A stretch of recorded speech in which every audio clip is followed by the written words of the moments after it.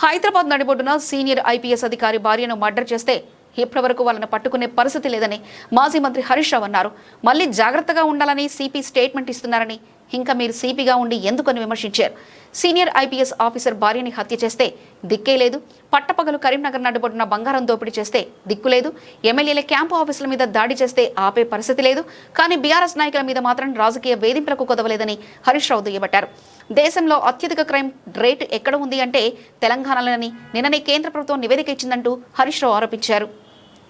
హైదరాబాద్ నడిబొడ్డున ఒక senior police అధికారి డీజీపీ భార్యను హైదరాబాద్ నడిబొడ్డున మర్డర్ చేస్తే ఇప్పటి వరకు వాళ్ళని పట్టుకున్న పరిస్థితి లేదు. ఇంకా ఆయన స్టేట్మెంట్ ఇస్తాడు పోలీస్ కమిషనర్ హైదరాబాద్, జాగ్రత్తగా ఉండండి. ఇంకా నువ్వు పోలీస్ కమిషనర్ ఎందుకు, జాగ్రత్తగా ఎట్లా మేము ఉంటాం? మీ పరిస్థితి ఎట్లుందంటే హైదరాబాద్ నడిబొడ్డున సొంత ఒక సీనియర్ ఐపీఎస్ అధికారి భార్యను మర్డర్ చేస్తే పట్టుకునే దిక్కు లేదు, కరీంనగర్ నడిబొడ్డున దోపిడి దొంగలు బంగారం షాప్ లో బంగారం ఎత్తుకపోతే పట్టుకునే దిక్కు లేదు, ఎమ్మెల్యేల క్యాంప్ ఆఫీసుల మీద దాడి చేస్తే కనీసం ఆపే పరిస్థితి లేదు, ఒక మహిళ అర్ధరాత్రి పూట హైదరాబాద్ లో నడిచే పరిస్థితి లేదు.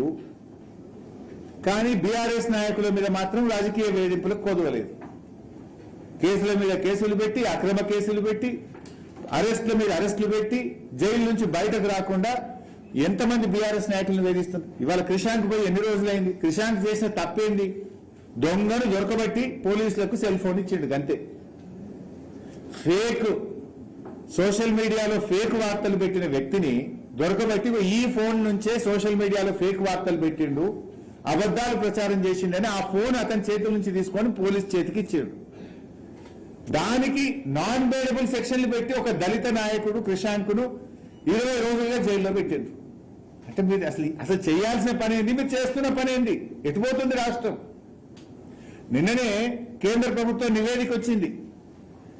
దేశంలో అత్యధిక ఎస్సీ ఎస్టీ కేసులు ఎక్కడైతున్నాయంటే తెలంగాణలో అవుతున్నాయి. అత్యధిక పిల్లలు మిస్సింగ్ ఎక్కడున్నారు అంటే తెలంగాణలో, అందులో ఆడపిల్లలు మిస్సింగ్ ఉన్నారు. వాళ్ళని పట్టుకోవడంలో బాగా వెనుకబడ్డ రాష్ట్రం ఏది అంటే తెలంగాణ రాష్ట్రం.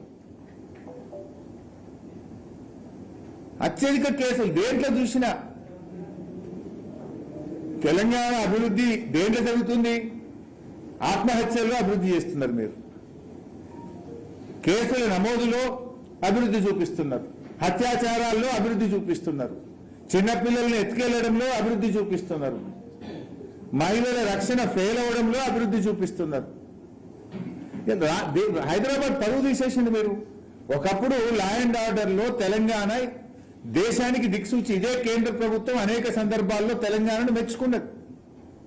ఇలా పరిస్థితి ఏంటి? మహిళా పోలీస్ కమిషనరు మంచి ప్రయత్నమే చేయొచ్చు.